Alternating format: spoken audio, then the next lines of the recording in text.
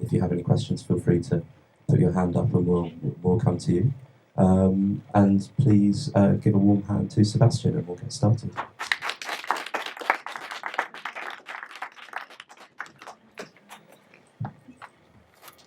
Thank you very much for coming. So, Sebastian is a little jet-lagged, possibly, because he spent 4 days in airports trying to get to London.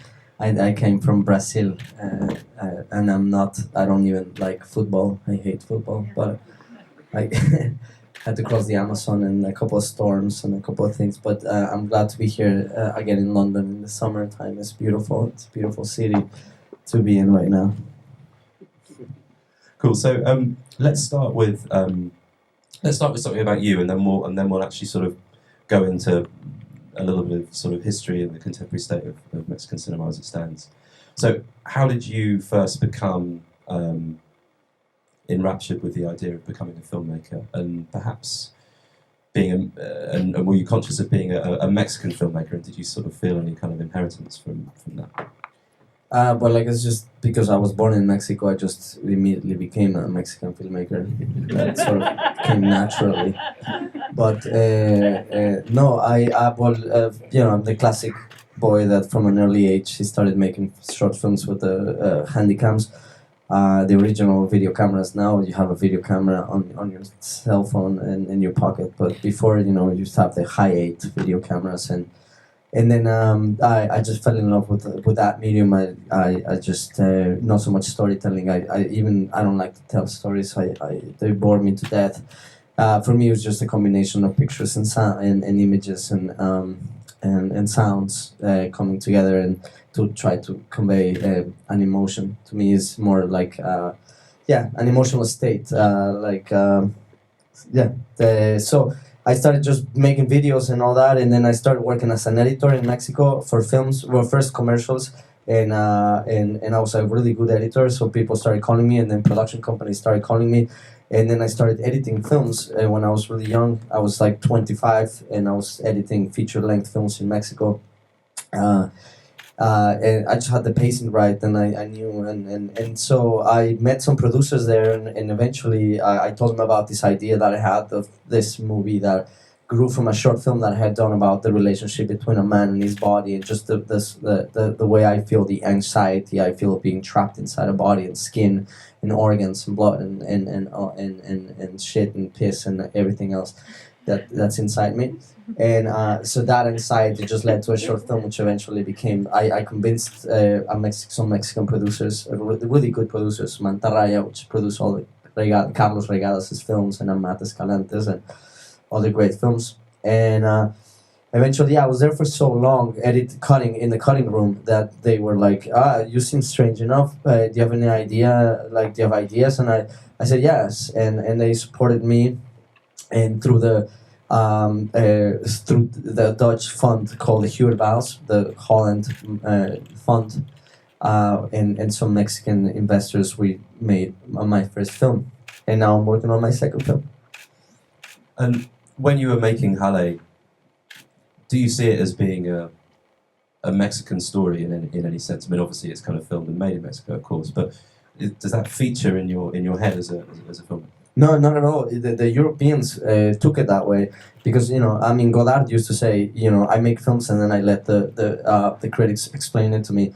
I guess inherently or naturally I made a portrait of my city, which is Mexico City, which is a huge metropolis with 25 million people living there, and that's where I grew up. And so I just wanted to make an honest portrait of my city, but that came naturally. I don't like political films. I'm not a socially conscious filmmaker. Politics bore me to death, and social issues bore me to death. The only thing that actually worried me are my own, fears and my own what happens, like just my dreams, and I just don't see, and maybe it's egotistic or egocentric to say that, but I can't see outside myself. So I never planned to make a socially conscious film or a political film, but when I brought it the first time to Europe, we first premiered in Sundance, and the reception of it was a lot different because Americans have this whole moral thing, and they're just fucking insane. They're just this. They're just wrong. Like they're just like I don't know what they took it like. But then I brought it to Rotterdam, and for the first time in a Q&A just like this, for the first time I screened in Europe, people were like telling me that I was just talking about Mexican society and just the society of violence and just how and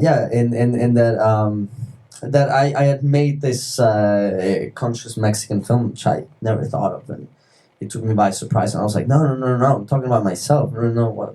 But I guess by talking about myself, through talking about myself, I spoke about Mexico as well, naturally, without having to make a film about immigration or drug trafficking or injustice or poverty.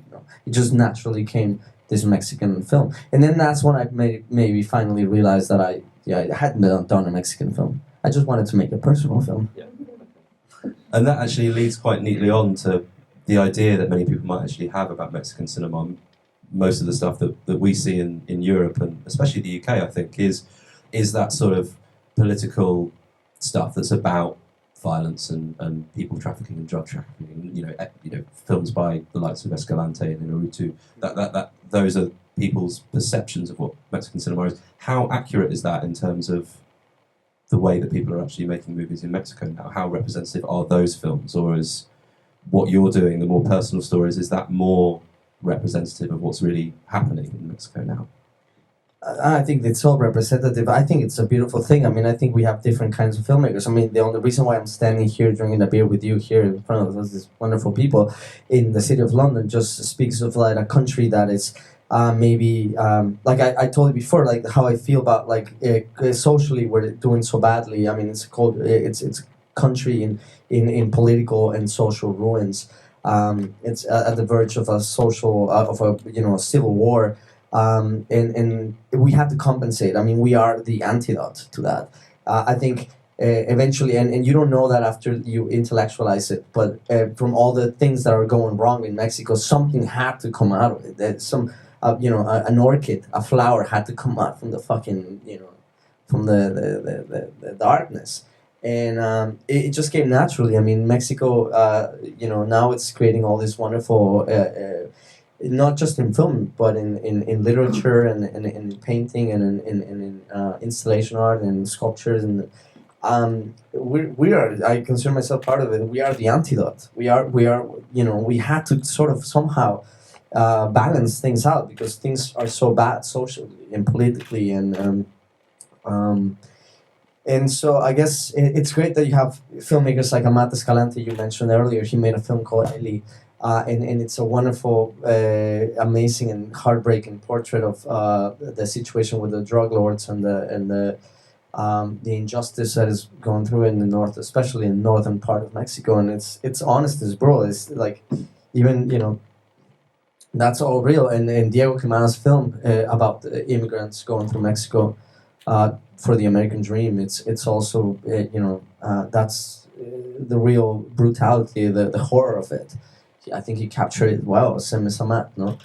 And then you have filmmakers like myself, which are, that don't belong in that we're not trying to, I'm not trying to change the world, I'm just trying to understand it a little better, no? I'm much more humble in that sense that I'm not even like shit to talk about Mexico or to go into that discussion, and I have to rewind my life and study probably, for another 5 years. I didn't go to school, I didn't even finish school, so it's just so complex. Mexico is a really complex country, and but it's great that this is happening. I mean, to me, it's great. And the movie that it's going to be screening today is just a tiny little movie that my friend did, which I think is a beautiful portrait of my city, of Mexico City, and it's a movie that it didn't have a lot of exposure, and for it to be on the screen, no matter how many people, even if just one person that sees this movie, it's super important because it's an honest portrait of our city, and it's shot on mini DV tape. I mean, it's shot on just a digital fucking 3CCD like Sony camera that you can buy at any store, and So yeah, so it's great. And for you, am I on? Ooh. So try this one. Ah, okay. So, but going back to what you were talking about before, with there being this kind of rich tapestry of filmmakers working who are trying to make all sorts of movies, not necessarily social issue ones. Trying to make a film like you do, is that harder in Mexico? Has the success of those filmmakers actually, obviously it's given Mexican cinema a platform that it probably didn't have 20 years ago, which is a great thing, but has it somehow skewed the way that people think Mexican films need to be made, what they need to be about? Has it enhanced or limited your freedom as an artist, I guess is the question. I think it has. I think it has enhanced it. I mean, obviously, yes. I mean, any kind of exposure. I mean, well, we're talking about films that have much bigger budgets than my film did originally, and for the kind of subject matters that I touched upon in my first film, and the budget that we had, and the exposure that it gained, it was huge. I mean, it even had a Mexican cinema run, and it was bought by a few countries for distribution, and for me it was overwhelming, but in a tiny scale. I mean, my film is tiny, you know, compared to some of these other, you know, bigger films that have the support of the government and the support of. But now, we're not dealing with the issue of censorship, which we dealt with for many decades. Now you can make this kind of films and show them even in Mexico. Before, if you criticize the government in a film, you had to show the film abroad, just like is the case in Iran, for example, like Iranian filmmakers. I've met a few of them, and they're amazing, they're great, and they can't show their films, even though their films are, you know, about their own country, and they're sort of trying to you know, spread truth or you know, they're being censored. And so it used to be like that in Mexico. Now, unfortunately, fortunately for us, it's not like that anymore. So yeah, I lost the question, but I started talking about censorship. So yeah, I just wanted to make it almost sound like I'm really into it. Mexican filmmaker, you know, we have it difficult. Yeah, just the question was really kind of whether you had been limited or enabled, you know, by the success of Mexican movies in the last 15 years. Would you have been able to make Halle without the success of Naruto, or you know, how has that shifted anything really for a filmmaker like you? Yeah, no, I think it's been great. And well, Halle actually was done with the European support, same as my next film. Has money from England, which I'm very grateful for, and money from Holland. Europe always has, like, in the sense that, I don't know if it's still the like when you try to conquer, like a colonizing mentality, that it's just been, you know, twisted, and now it's different. It's not so much like coming in boats and just killing Indians. Now it's like being like, we'll pay for your film. Like, yes. They pay for our, well, at least me. I mean, yeah, like you know, even for my next project, I just won again the Hubert Bowles. So. Black one. Sorry. Am I being censored? The other one. Yeah. This one. See, even in England, we get censored. Yeah, I'm sorry. I know Europe is great. We love the Queen, we really do, and the King of Spain, which was just recently. I think that any exposure is great from in any cinema, not just Mexican, but you know, I wish we had one of these cycles of British cinema. I'm sure. I mean, we're almost kind of spoiled in a way just because we're poor, but and I do feel that terrible. I mean, because when I went to Sundance, I spoke to all these like American independent filmmakers, true American filmmakers, the ones who were not working, not even close to a studio system, just making the films with whatever Canon 5D camera, whatever camera they can get their hands on. And they're like, well, you have all these like special grants and all this like access to European money and even government money. The Mexican Institute of Film paid for half of my film, and then all these other films that you're showing now. Well, except Malaventura and all these really underground films like the one you're gonna watch. But and I said, yeah, well, it's just because we're kind of like, in developing countries, and we're sort of spoiled that way, because I'm sure there's a lot of British filmmakers, I mean, outside even London, just whatever, little town in this island, that they're making a beautiful, crazy films. Maybe they don't have access to the equipment or the cameras or the exposure, but I'm sure there's, brilliant fucking minds just out there lost and who are in need for a little bit of help, which I've gotten, so I'm lucky in that sense and I'm grateful.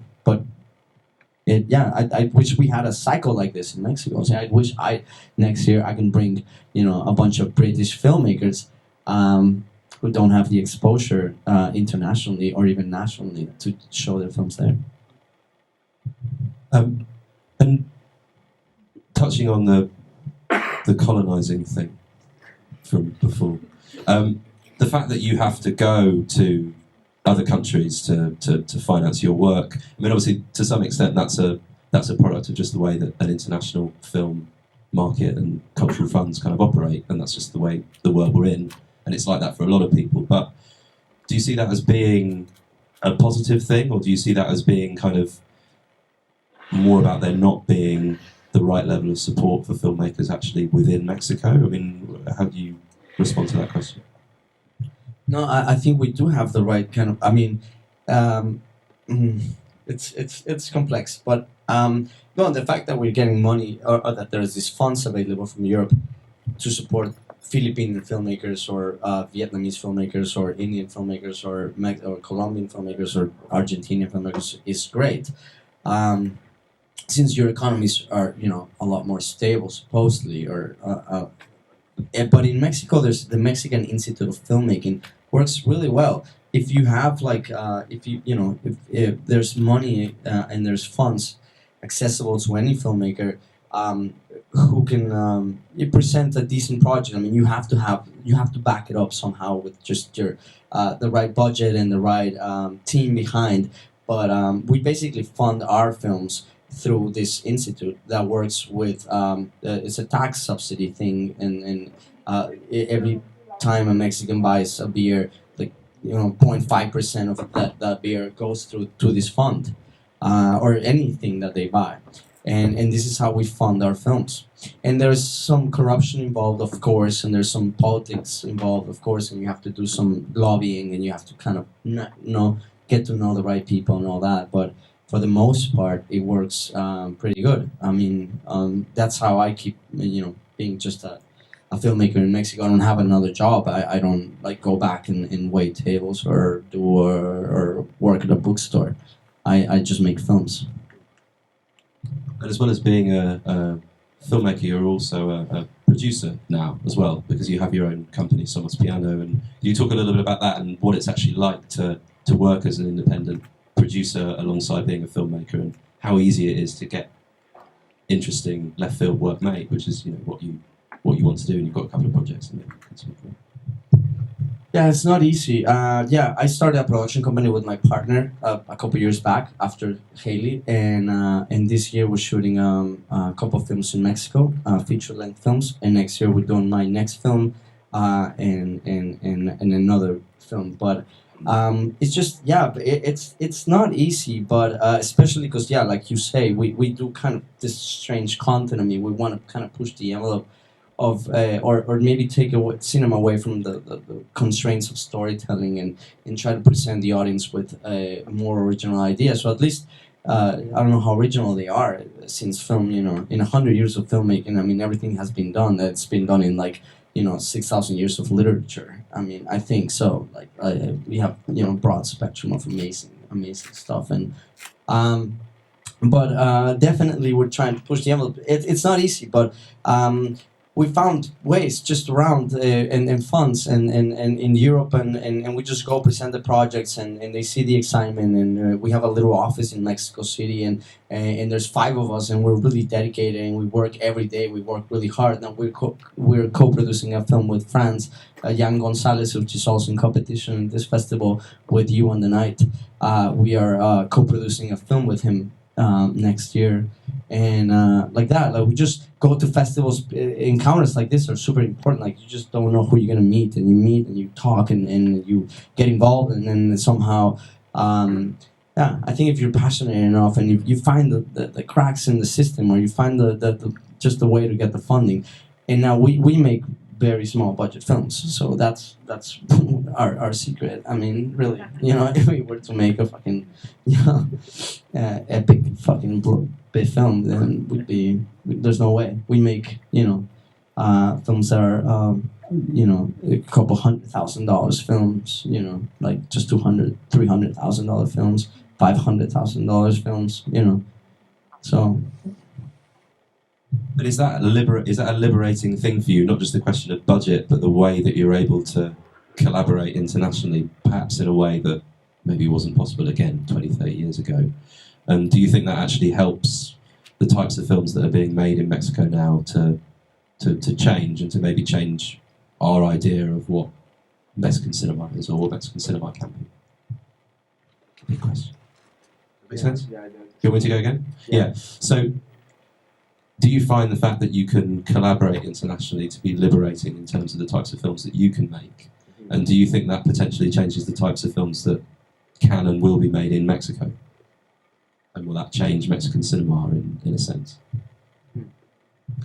Yeah, I mean, I don't know if that. Yeah, I don't. I mean, this is an experiment. I mean, I think there's a new boom in Mexican cinema now and in the industry, if you can call it that, because it's tiny. I mean, none of us is getting rich, but we're not getting rich from it. But no, I think it's. Yeah, I don't know. I think that's maybe a question that I can answer in a few years back. I mean, this whole thing that we're trying to do right now. I mean, I'm talking me and my partners and what we're in the kind of cinema we want to bring from Mexico. It's just an experiment right now. But films like Malaventura, like the one you're about to see, like this is the kind of films that I support the most because they're just so outside the box and they're honest and even if in their language, even in the cinematic language, there's this kind of search. You just don't. I mean, it's easy to just watch a film and just imitate the language. I mean, you have filmmakers who are just so imitatable, and people just tend to go through that route. Or if you want to make a social film and you shoot it documentary style and the camera's always shaking like González Iñárritu. No, like I think the film that is going to be playing next. Even there's a I don't know. There's even like even in the language and just the way that the film speaks to the audience and the tempo and the pictures and the framing and just what you call the cinematic language. I think there's a search for a new kind of poetry. I mean, so yeah, I think it's just starting. I think there's more interesting stuff coming from Mexico now. Now that we saw like the first trial, like the last 10 years where Mexico cinema sort of boomed. It was, to me at least, I see it as just a trial. You say like just the tip. I don't know if it applies in Mexico. Yeah. Oh, I don't know the iceberg, but in Mexico, just the tip means when you get a girl and you're like, for the first time, and you're like, oh, it's just the tip. It's just a Mexican thing, maybe. It's a British thing now too. Yeah, it's just I think what you're seeing now is just the tip of the iceberg or of the Mexican penis or vagina, because I don't want to be sexist. I mean, there's all these amazing directors that are female directors that are doing amazing things. Like Matias just finished Elisa Miller's last film, which is anyway. So yeah, there's something's happening in Mexico. I feel it. I think hopefully now we'll meet expectations. Yeah. Okay. Great. And I've got one more question I want to ask. I mean, that actually feels like a good point to raise. We're talking about Malaventura, and Sebastian's co-curated the whole Mexican strand that's screening at the festival this year. It's an incredible selection of films, really, really wide-ranging in styles and tones, and from documentary to fiction, and some really incredible stuff. For instance, we're screening Fernando Mbake's Club Sandwich tomorrow, and obviously you're going to see Bonaventura now. And the last question I wanted to ask you really was the films that we're showing that you've helped us to put on, and we're really grateful for that, by the way. It's incredibly broad, but the way that you've spoken about, you know all of these filmmakers, you know Fernando, whose film we're screening tomorrow, you know Diego Quimera Diaz, whose film The Golden Dream we screened yesterday. So how much of a feeling, despite the fact that you're making very, very different work, how much of a feeling of community is there, and the fact that you are all working to produce something amazing, even if you're doing very, very different things? Is there that togetherness, or is everyone very much kind of off, you know, out on a limb on their own kind of thing? How does it work? What's the feeling in the community? Well, in my case, I'm just a big fan of them. Like Fernando, like I couldn't believe, like I told you earlier, like 10 years ago, I saw his first film called Dog Season, which is an amazing film. And I remember 10 years ago, I was 23, and I remember watching that film and saying, like, to myself, like, oh yeah, like this is fucking happening, like this is great, like Mexico's finally doing this amazing cinema.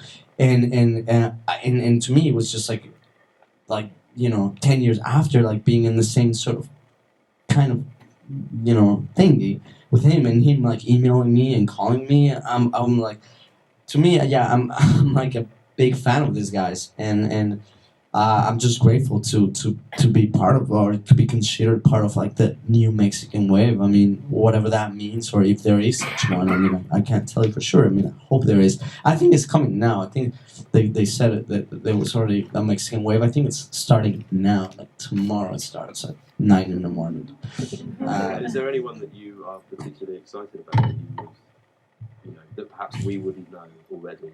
Michel Lipkes. Yeah. The guy who made this film, yeah, he's gonna, yeah, there's a few, but they're unknown. Now Diego Quemada, I mean, he's an amazing filmmaker, and he used to be my neighbor. I don't know, for some reason we also, it's a tiny little community in Mexico. I mean, of filmmakers, it's small. I mean, we were all in the same city, and we all kind of know each other. I mean, it's not massive like elsewhere, or like in the States. I mean, so you eventually always just sort of meet at a, you know, at a party, or at a bar, or at somebody eventually just, and then you start connecting the dots, and you start being like, oh yeah, so you did this film. But to me, just, yeah, it's great just being here holding a mic. I mean, you know, a year and a half ago, I had no idea that this would happen. Nothing. Okay, well, I think that's a really nice note to wrap up on. So if you could all be a big hand to Sebastian, and enjoy Bonaventura. It's an extraordinary film. Yeah.